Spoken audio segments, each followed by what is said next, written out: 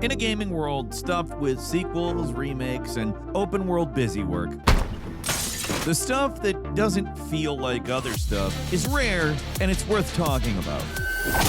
Hi folks, it's Falcon, and today on gameranx, 20 insanely original games that play like nothing else. Starting off with number 20, it's Slitterhead. Silent Hill creator Keiichiro Toyama created one of the strangest new releases with Slitterhead, a game where you play as a ghostly spirit that hunts down disguised monsters called Slitterheads. These grotesque monsters lay dormant in a human body before bursting out of the head.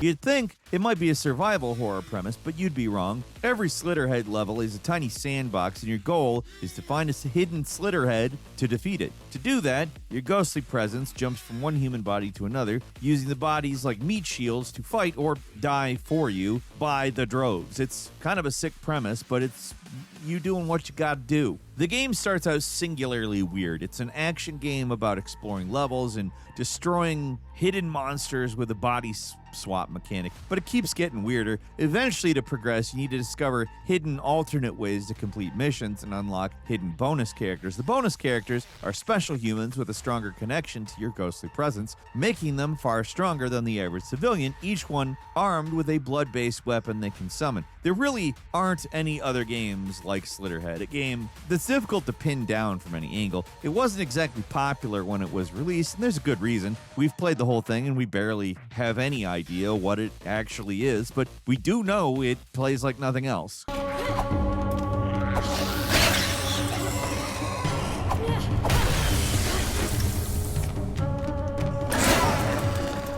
At number 19, Death Stranding 2. There is exactly one game like Death Stranding 2, and that is Death Stranding 1. Hideo Kojima's oddball epics are unlike any other video games out there for a variety of reasons, but the biggest, especially with this one, is the basic gameplay loop. While the sequel gives you more weapons and more weird ways to traverse, like a little casket you can ride like a surfboard,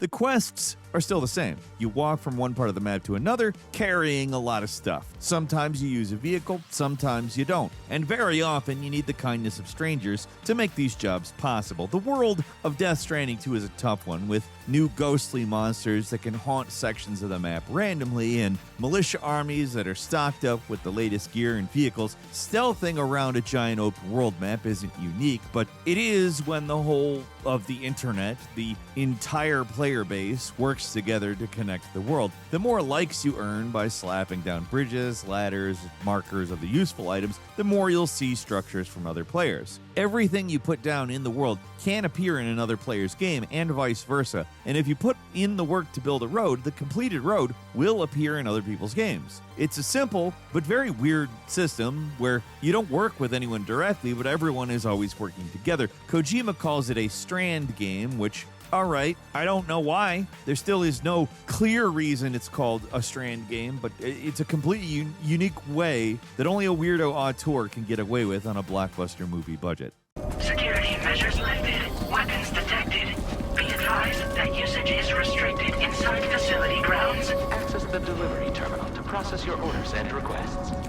At number 18 is Blueprints. Puzzle games tend to be some of the most unique games around. Games like Portal, The Witness, and others twist how we interact with game worlds and end up being some of the most creative, unique experiences around. And Blueprints is the latest puzzle game that plays like nothing else on the planet. It's the first puzzle roguelike we can think of that really runs with the premise. At the start of each in-game day, you'll appear at the entrance to a mansion with no set layout. Each door gives you 3 different rooms to choose on the other side. These rooms are random, so your goal is to create a path to the very top of the house while solving cryptic puzzles along the way. You unlock new rooms to add to your room pool, which connects rooms in specific ways. That solves more puzzles. For example, connecting the boiler power room and the laboratory unlocks a new puzzle device, or building a furnace generates heat, which will melt the ice in a freezer.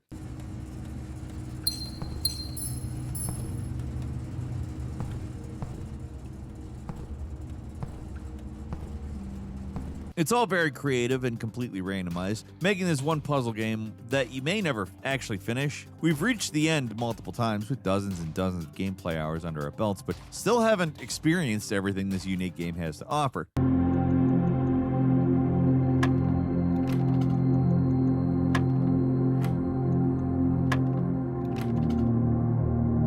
And number 17 is The Last Train Home, which changes what we thought a real-time strategy game could actually do. This old genre of games is seeing a mini resurgence on Steam, and Last Train Home has got to be the most unique. We don't usually see historical dramas about World War I burning up the Steam sales charts, but this game was inspired by the real-life story of the Czechoslovak army in the Great War. With an armored train and very few supplies, your goal is to escape Russia through Siberia, where you'll have to collect supplies, ammo, and allies as you cross the vast Russian wilderness.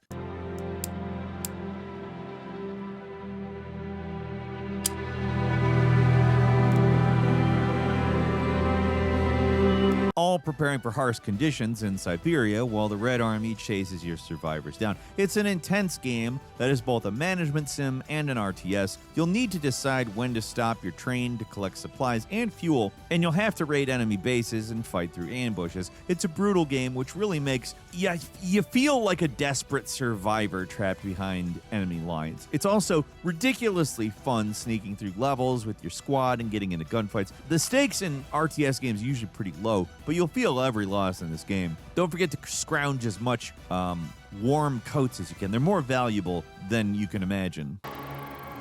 Idem do útoku!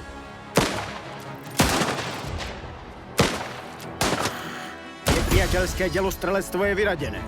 And number 16 is Robot Alchemic Drive. One of the weirdest games ever, is a PS2 exclusive that nobody's ever heard of. But now you know, because Robot Alchemic Drive deserves to be known. You play as humanity's last line of defense and fight back alien invasions with a giant robot, but there's a big twist to the gameplay. You don't directly control the giant robot. Instead, you play as a pilot, and I'm using massive air quotes there because you aren't inside the robots. You run around on the ground watching the robot from below and controlling it like an RC car.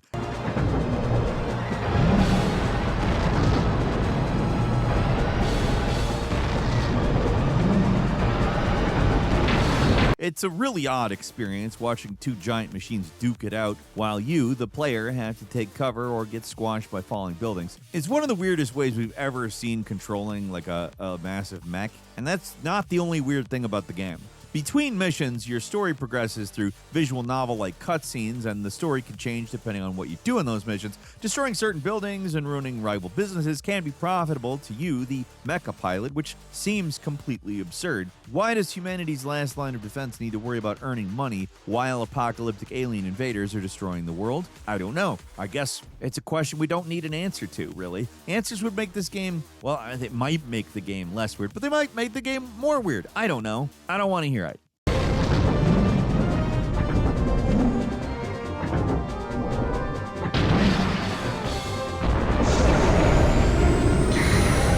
And number 15 is Baba Is You, a brain-searingly difficult puzzle game about programming. Luckily, you don't need to know C++ or LUA to play the game. Understanding the logic of programming might help, though. By pushing around blocks on the map, you can change basically every property of everything. And this game makes us insane. The puzzle starts simple. Words like rock, is, and push, stuff like that appears in the level, so you can push rocks.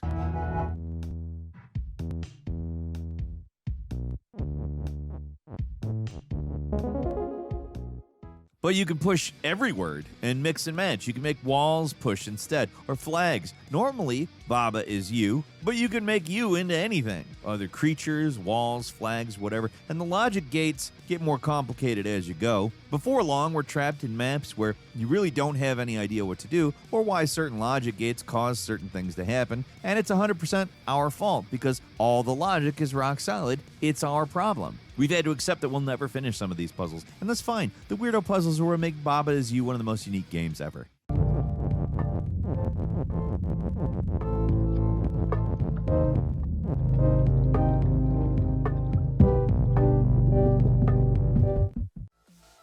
At number 14 is Hi-Fi Rush. Hi-Fi Rush is a rhythm game mixed with a character action game, and while rhythm games have been worming into other genres, we've seen rhythm Zelda games, rhythm FPSs, for example. We really haven't seen a game that takes that concept as far as Hi-Fi Rush. Everything is done to the rhythm in this game, from your walking footsteps to your sword swings, and the more you stick to the rhythm, the easier the game becomes.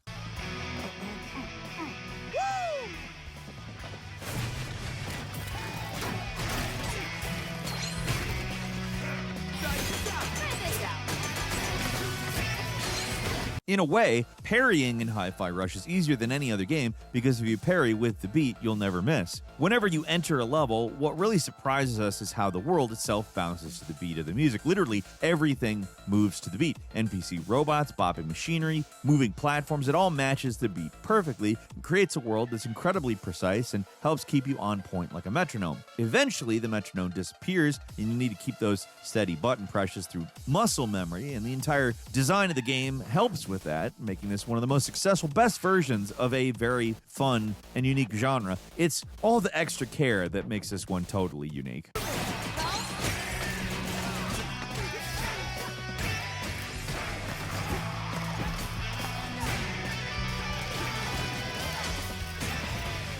And number 13 is Killer 7. 20 years later, there is nothing like this game. It is an inscrutable shooter released back in 2000 on the GameCube, and its reputation as a cult classic has only grown over the years. And while we love it, plenty of players think this game is completely unplayable. We sympathize too. It's a pretty freaking weird game.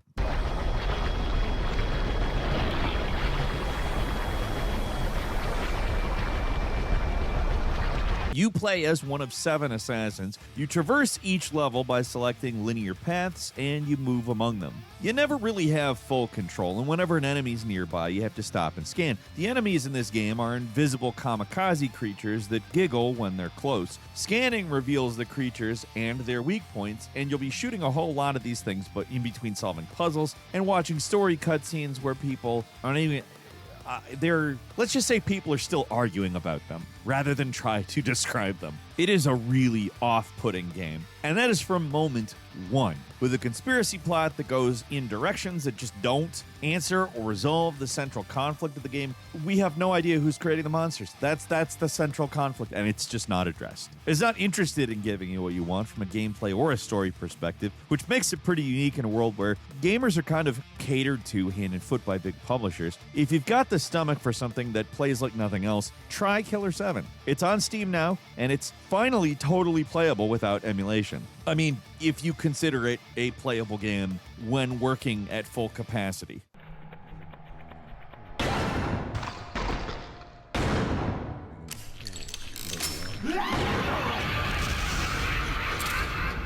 And number 12 is Unicorn Overlord, a unique twist on Ogre Battle, but instead of being split into many mission areas you complete in order, Unicorn Overlord turns its entire world into a battlefield. Instead of commanding individual units, you build small squads that automatically unleash abilities depending on a number of complicated factors that we will not get into here.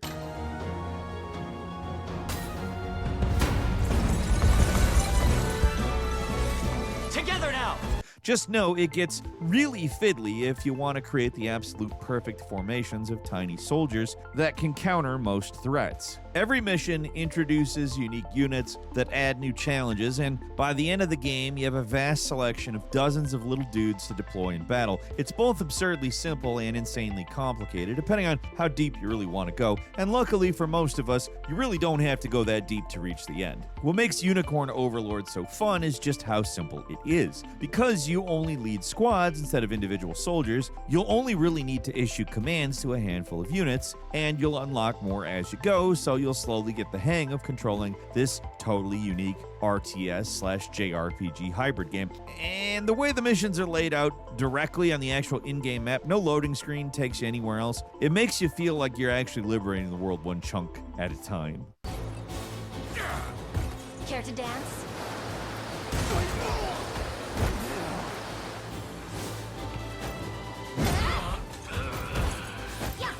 And number 11 is Dredge. Hey, you ever want a fishing game that has a nice dose of cosmic horror?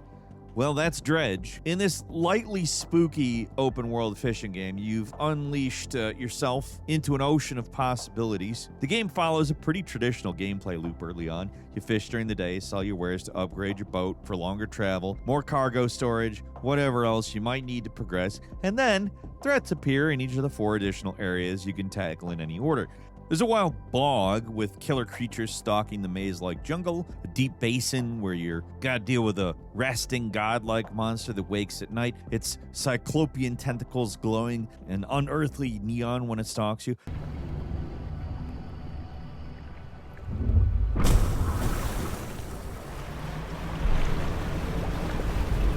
There's an ancient ruin on a volcanic island, nightmarish things waiting for you in the dark. It's more than just a fishing game. It's a game where you push your boundaries and explore deeper into dangerous areas, all while collecting fish to sell to cover your many costs. It's a game that's both relaxing and mildly disconcerting. When you start catching fish that are inside out, it's pretty clear you're delving into an unknowable mystery that, well, you're not meant to know. But that's never stopped us.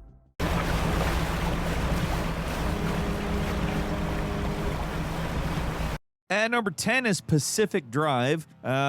This is a game where you get a busted up beater of a car, and you have to cross a vast abandoned wilderness with nothing but your smarts. You'll have to stay alive, and the only way to do that is taking good care of your car, and nothing is as it seems in this game. Natural threats are always a problem, like bad roads. They'll give you flat tires, but weirder problems randomly emerge that need more specific gear on your vehicle. When a breakdown means the difference between life and death, you have to take really, really good care of your car. Between the long forest drives, you'll have to hop out and search for useful loot. Anomalies can make your road trip a whole lot worse. Spawning ghostly wisps or messing up your car controls. Your car is a character in this game, gaining weird quirks as you play, like causing doors to open when you turn the wheel or honking the horn when braking. There's a constant oppressive atmosphere, and the fear that something truly horrifying is waiting around the corner is constant, even if there's really nothing there most of the time.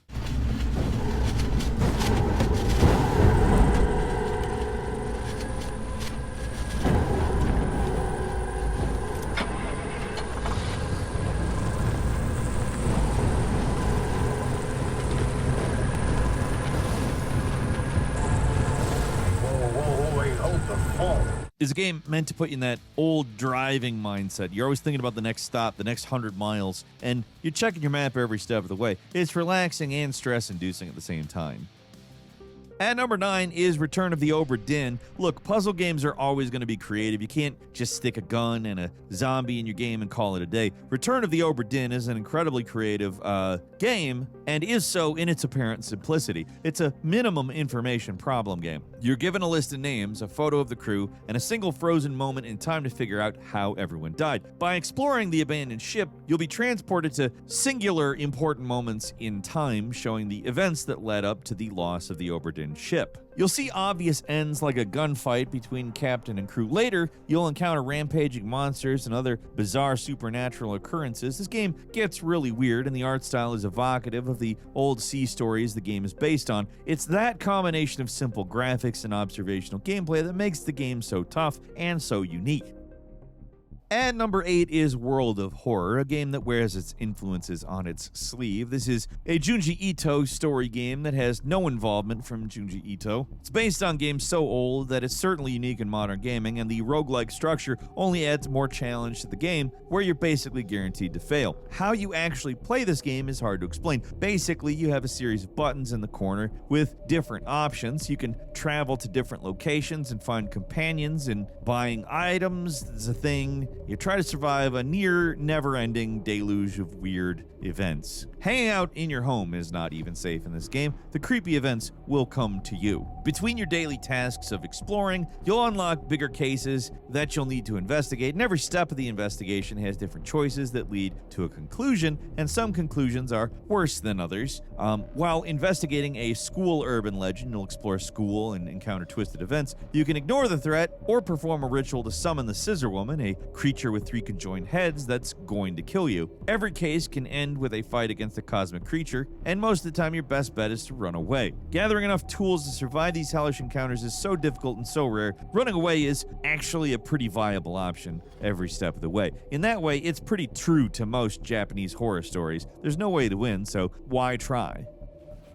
And number 7 is SUPERHOT. Now, we live in a world where Metroidvanias, Souls-likes, Vampire Survivors clones, they're all over the place on Steam. So it's kind of surprising we haven't seen a surge of SUPERHOT likes from indie developers. It's a simple, creative little game that drops you into action movie scenarios, but lets you control the tempo of the action. Enemies only move as fast as you. If you stand still, everything stands still. That includes bullets, so you can observe your surroundings and carefully avoid bullets like Neo, but with none of the hand-eye coordination. That's what makes SUPERHOT so unique. It's an action game that's really a puzzle game. You're dropped into a scenario against assailants, and you can bash or blast your way out with a symphony of smooth moves. Super hot.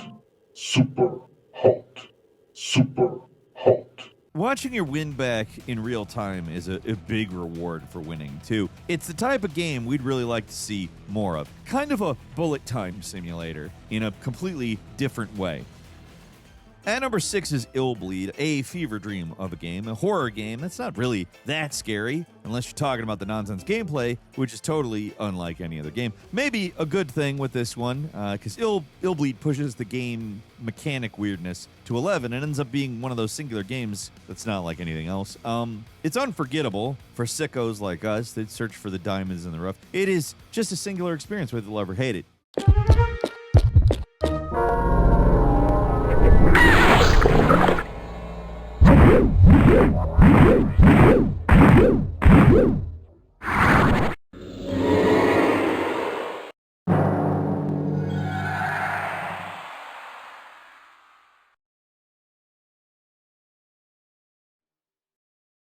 Howdy, boys and girls! Isn't it fun to be me? Yeah, I'm having fun too. Now, I'm gonna tell you how to play the game, so listen carefully. And it's hard to deny that it is an original game. The premise is anything but simple. You play as a group of friends invited to a twisted amusement park called Illbleed, where the rides might lead to your actual death. While exploring each environment, you'll have to carefully sneak around and avoid stepping into danger zones that initiate scares, and enemy encounters appear randomly like in a JRPG. You'll fight them in real time, though, and each level has its own enemies to fight. And boy, do these levels get weird. It starts out normal, like a haunted hotel, and it gets stranger from there. When you're playing as an Indiana Jones version of Woody from Toy Story and fighting a demonic Sonic the Hedgehog, maybe you'll start questioning your choices at that point. That's probably that. Or you'll think it's the best game ever made. I don't know. At number 5 is Into the Breach, one of the most original turn-based strategy games ever. Very clever, and the second game from the developers of FTL. Into the Breach is a strategy game where you play as a team of mechs protecting cities from giant alien bugs. But there's a twist to the gameplay. Thanks to the powers of time travel, you can see what the bugs are going to do on their next turn. Because you always know what your enemies are about to do, you can always react appropriately and stop them.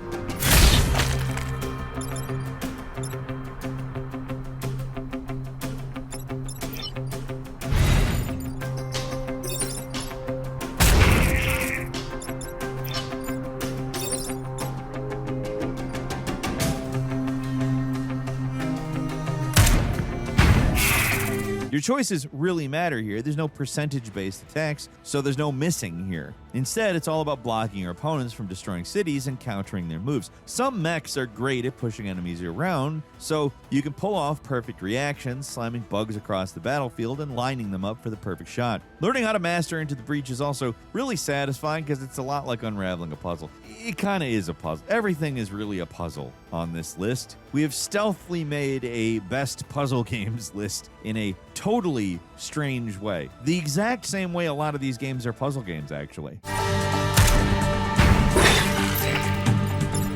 At number 4 is Clash, Artifacts of Chaos. If you're looking for a unique game, but you're sick of solving puzzles, Clash, Artifacts of Chaos is a pretty good palate cleanser. It's a big brawler alien thing. You punch yourself through different creatures in a fantasy world that's pretty much unlike anything we've ever seen.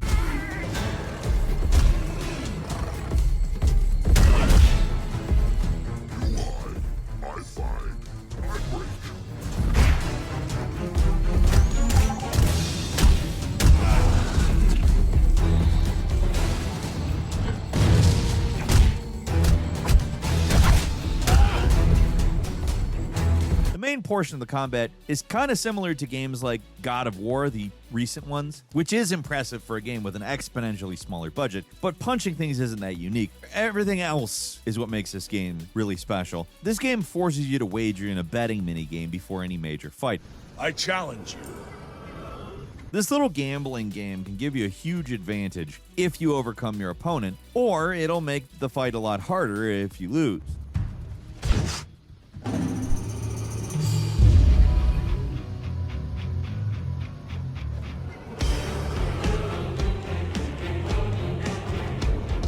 It's just one of the singular mechanics this game has that nothing else does. Like the large open world map that can be tackled in a variety of ways. You'll need to take on bigger and tougher opponents, play dice to get an advantage, and then deliver hand-to-hand beatdowns to level up and explore more areas of the map. The designs are super out there, so if you're into seeing grotesque new things every 5 minutes, this is a game to try.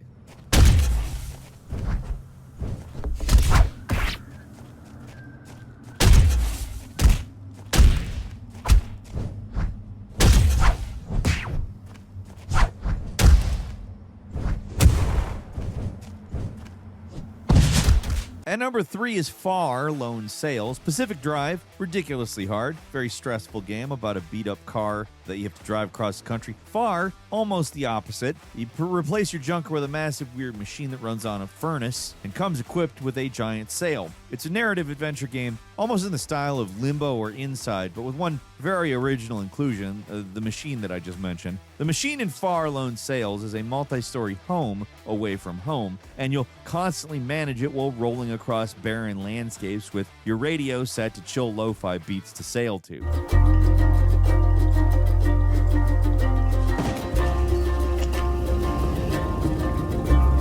It's a haunting game that feels a lot more contemplative. When there's no wind, you're stuck searching for fuel and keeping your machine running, feeding it gas, venting gas to avoid overheating. When there is a wind, it's a great time to be alive. You just hoist the sails and enjoy as you coast across the desert without a care in the world.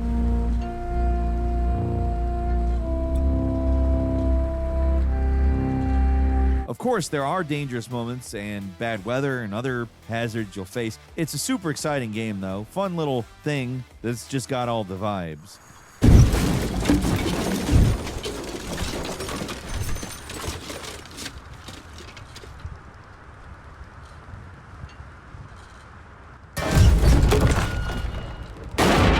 At number 2 is Laika Age Through Blood, a game that's hard to explain. Laika is Hotline Miami on a motorcycle with Metroidvania elements. Also, you reload your gun by flipping midair. It's like Trials HD with a giant open world map and a story. In Laika, you play as the protector of a village on a motorcycle, and that motorcycle is how you get everywhere. You'll only hop off in town, but everywhere else you're glued to the seat. So simple traversal gets a lot trickier when you gotta perform ollies and flips just to access any part of the map.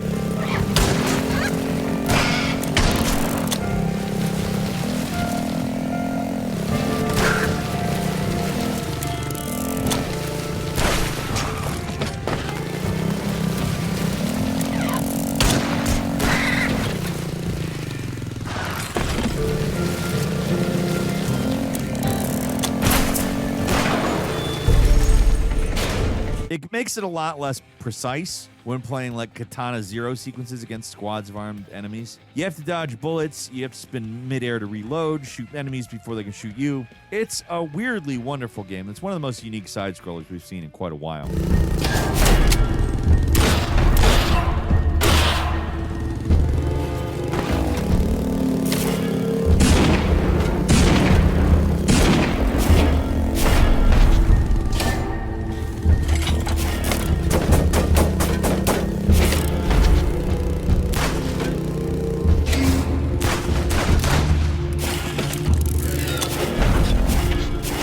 Finally, at number 1, it's Cryptmaster, a game where words control everything. Literally, words control everything. It's a dungeon crawler that's also a typing game, as in you type words to damage enemies.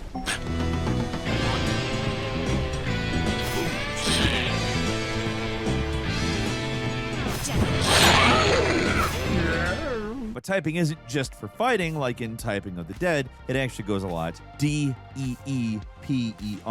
When talking to your guide throughout the game, the Cryptmaster will talk to you depending on what words you type. He'll ask questions, challenge you to figure out responses, or just straight up tell you what words you need to think of. There are a lot of these around down here. I just shoo them away usually. What shall I do now? A rat. Yes, that's what it's called. He's your tormentor and your best friend, and you'll need to be collecting fresh letters. The more letters you have, the easier you can unlock new skills, and guessing the right word gets you the right word. It's a bit like Wordle, but guessing gives you powerful new attacks. If you get it wrong, the Cryptmaster makes fun of you, so I mean, not terrible consequence, depending on, how sensitive you are.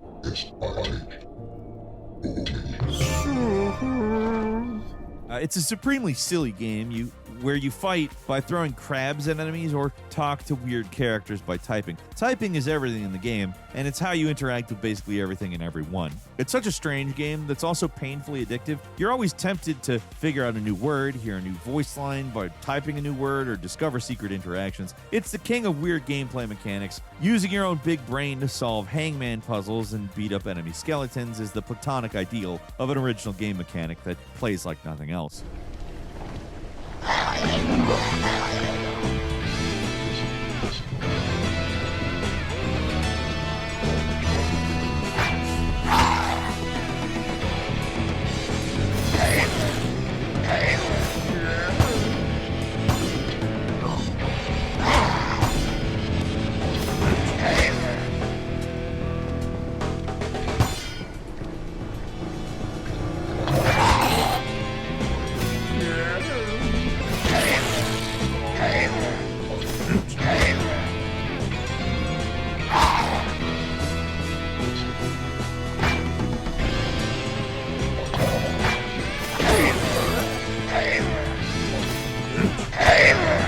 Obviously, there are more than 20 extremely original games out there. There's stuff like Yoku's Island Express, a pinball platformer. Stuff like that didn't make this list, but we would be interested in hearing your thoughts. Leave us a comment. Let us know. If you like this video, click like. If you're not subscribed, now's a great time to do so. We upload brand new videos every day of the week. Best way to see them first is, of course, a subscription, so click subscribe. Don't forget to enable notifications, and as always, we thank you very much for watching this video. I'm Falcon. You can follow me on Twitter, Falcon Hero. We'll see you next time, right here on Game Ranks.